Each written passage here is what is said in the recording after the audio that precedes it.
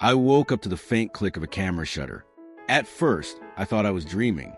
But when I opened my eyes just a sliver, I saw him standing at the foot of my bed, holding his phone, the glow of the screen painting his face. My chest locked, breath shallow. He thought I was asleep. He thought I didn't know. And in that moment, part of me shattered, because this wasn't a stranger. It was someone I trusted. The calm before the shutter. It was supposed to be an ordinary summer, the kind that drifts by quietly, with days blending into one another like watercolors on wet paper. I had just finished my second year of college and moved back home for a few months, expecting nothing more than late mornings, long walks around the neighborhood, and the familiar comfort of family dinners. My parents had decided to take an extended trip overseas to visit relatives, leaving me in a house with my older cousin, Amir. He was staying with us temporarily while working an internship downtown. My parents liked the idea that someone older would be in the house while I was there, someone responsible. At least that's how they described him. Amir was 25, only a few years older than me, but he carried himself like someone twice his age. Quiet, careful, with a kind of patience that always made people think he was wiser than he actually was. He wasn't flashy, didn't talk much about himself, and never seemed in a rush. Around the house, he was polite, always offering to help with dishes or groceries. On the surface, he was the kind of person you'd never think twice about. But for me, Amir had always been a little more complicated. We weren't strangers. Growing up, he had been the cousin who showed up at family gatherings with a crooked smile and easy jokes. He was the one who let me tag along when I was younger, even if I annoyed him. And now, living together, I found myself noticing him in ways I didn't want to admit. The way his hair curled slightly at the edges when he came back from the shower. The way his voice dropped low when he was tired, softer than usual. The way his eyes lingered on me sometimes during dinner, like he wanted to say something but didn't. I brushed those thoughts aside, convincing myself it was nothing. He was family, after all, and even if not by blood, the idea of it was enough to keep me in check. Still, when we'd sit in the living room late at night, the glow of the TV flickering across his face, silence stretching between us, I couldn't help but feel the air grow heavy. There was chemistry there, faint, unspoken, and unwanted.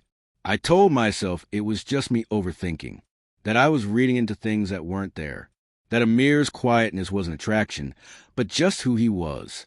For the most part, things stayed normal. We fell into a routine quickly.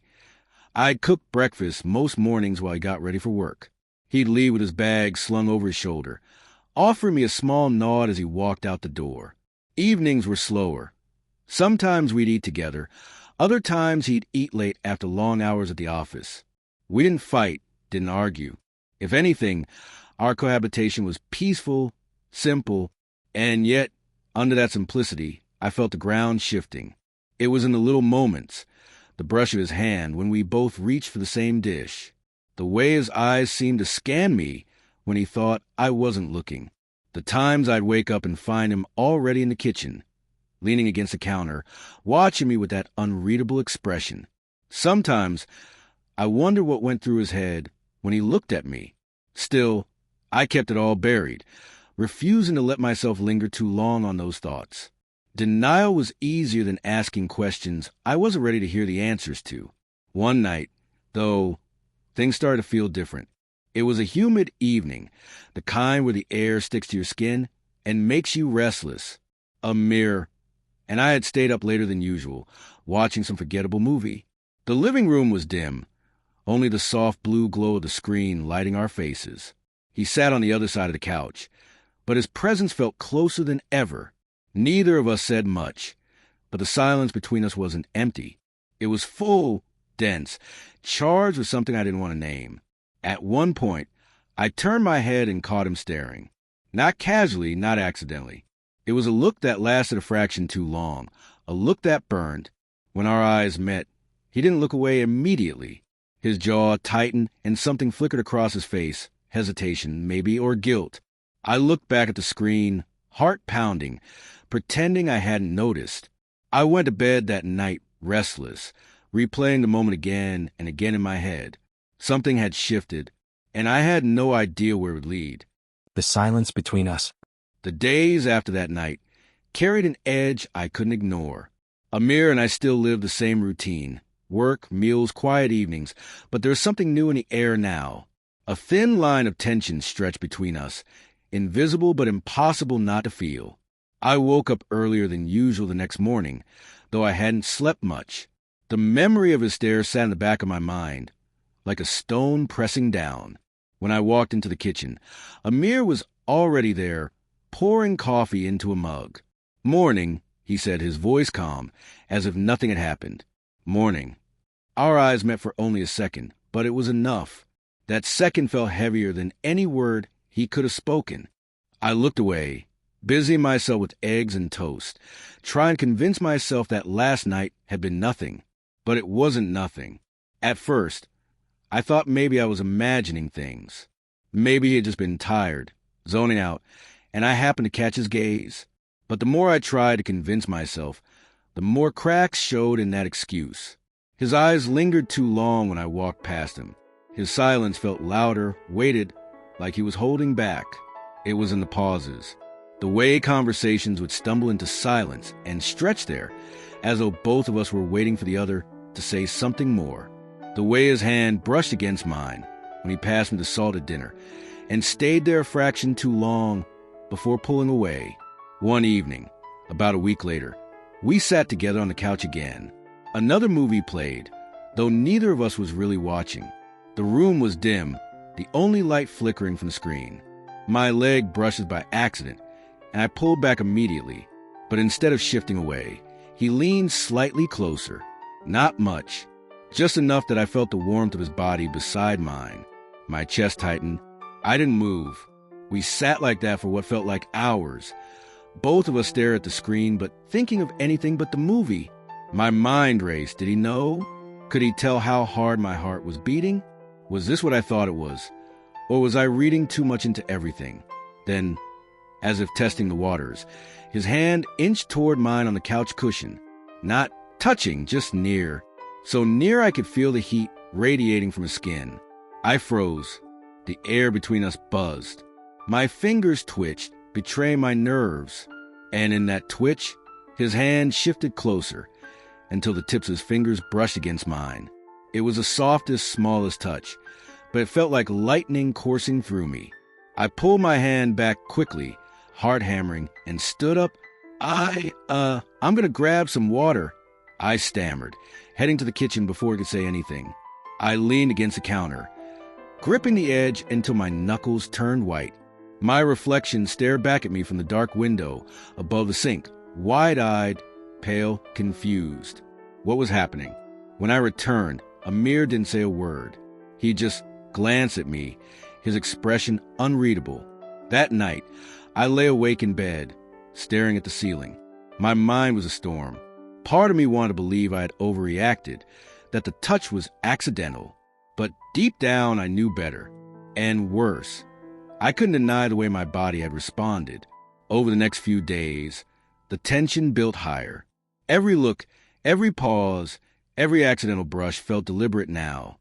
Amir never pushed, never said anything, but the silence between us was thick with things unsaid.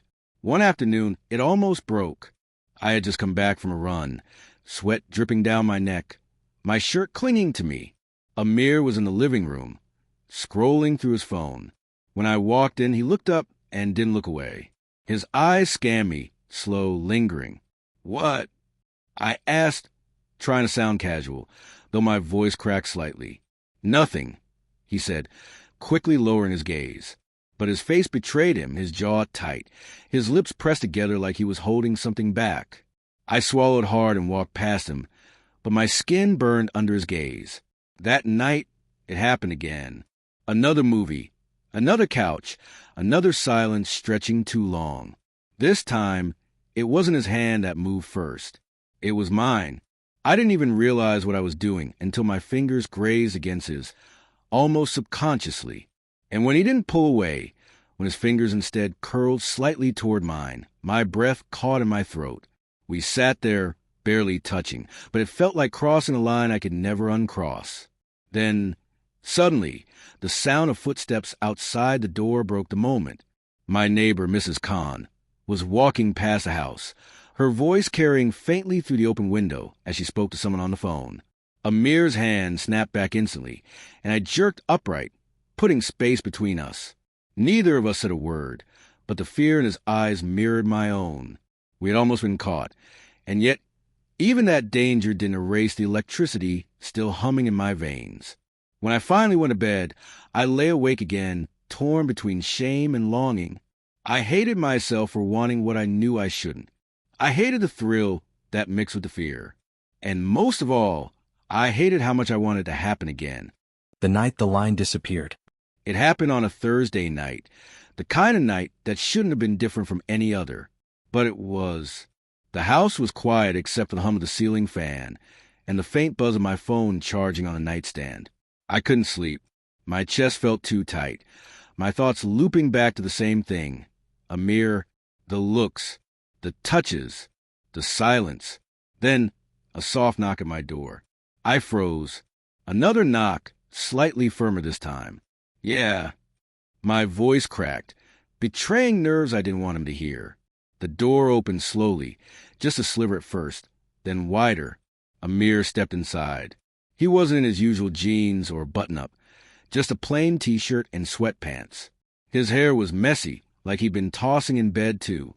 "Can't sleep?" he asked quietly. "No," I admitted. He leaned against the doorframe, arms crossed, studying me.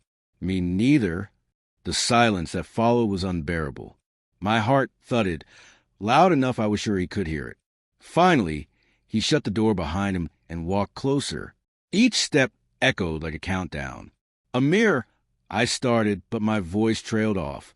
He sat on the edge of my bed, not too close, but close enough that I could feel the dip in the mattress, the pull of gravity pulling me toward him.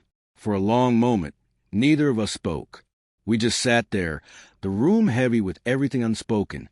Then he whispered, "We can't keep doing this." My throat went dry. "Doing what?" His eyes locked on mine, sharp and unflinching. "Pretending." The word hung in the air like a blade. I wanted to deny it, laugh it off, but I couldn't, because he was right. The looks, the silences, the touches. We'd both been pretending they didn't mean something. "Amir, this is wrong," I said, though my voice shook. "Then why does it feel so right?" His words were soft, almost desperate. I had no answer. My chest rose and fell uneven. My body screamed for something I couldn't name out loud. He reached out then, slowly, cautiously.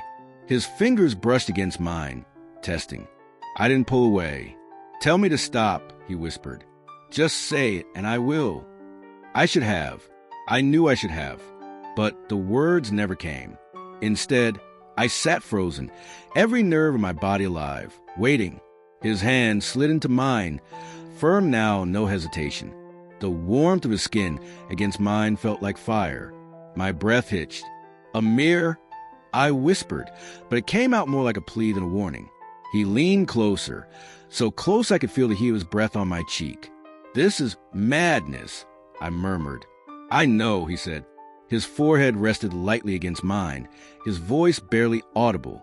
"But I can't stop thinking about you." The confession broke something inside me. My chest caved, my defenses shattered. Before I could think, before I could stop myself, my lips brushed against his. It wasn't a kiss, not really, just the briefest contact, like a spark striking dry wood. But once it started, it couldn't be undone. He pulled back just an inch, searching my eyes. "Are you sure?" I swallowed hard. "No, but I don't care." That was all it took. He kissed me then, fully, deeply, desperately. The kind of kiss that tasted like hunger and regret all at once. My hands gripped his shirt, pulling him closer, even as my mind screamed warnings I ignored. The world outside ceased to exist. There was only the sound of our breaths, ragged and uneven, the thrum of blood in my ears, the heat of his body pressed against mine. "God," he whispered against my lips.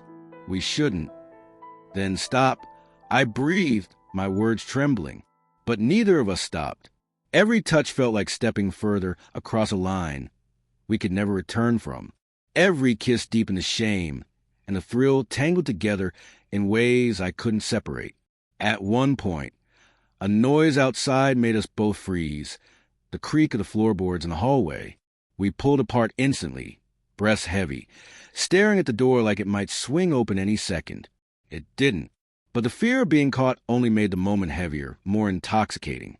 We sat in silence for a long while after that, his hand still tangled with mine, our foreheads pressed together. "This will ruin us," I whispered. "I know." His voice was rough, strained. "But I don't care."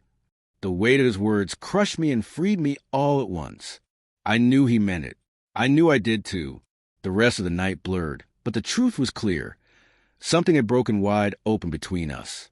And once broken, it could never be repaired. The morning after. When sunlight slipped through the curtains, reality came rushing back. Amir was gone. Only the faint dent on the mattress beside me proved he had ever been there. My chest tightened as I sat up, the events of the night pressing down like a weight I couldn't shake off. I wanted to tell myself it hadn't happened, that maybe I had dreamt it all. But my lips still tingled, my hand still remembered the heat of his skin, and my heart knew better. At breakfast, we didn't speak of it. He avoided my eyes. I avoided his.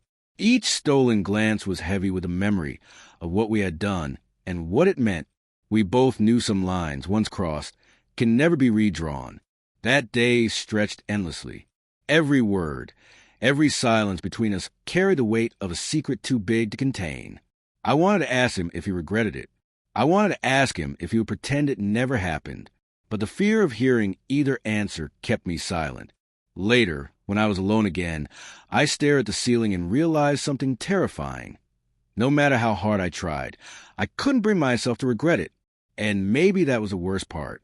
Because even if no one ever found out, even if we buried the memory forever, a part of me would always belong to that night and to him. What word describes how this story made you feel? Shaken, heartbroken, exposed, confused? Drop it in the comments. And if you've ever carried a secret you couldn't share, tell your story below. Someone out there might need to hear it. But remember, this isn't the end. Because the very next night, something happened that made last night look almost innocent. A moment I still can't explain, and one that changed everything again. Do you want to know what he did next? Stay tuned.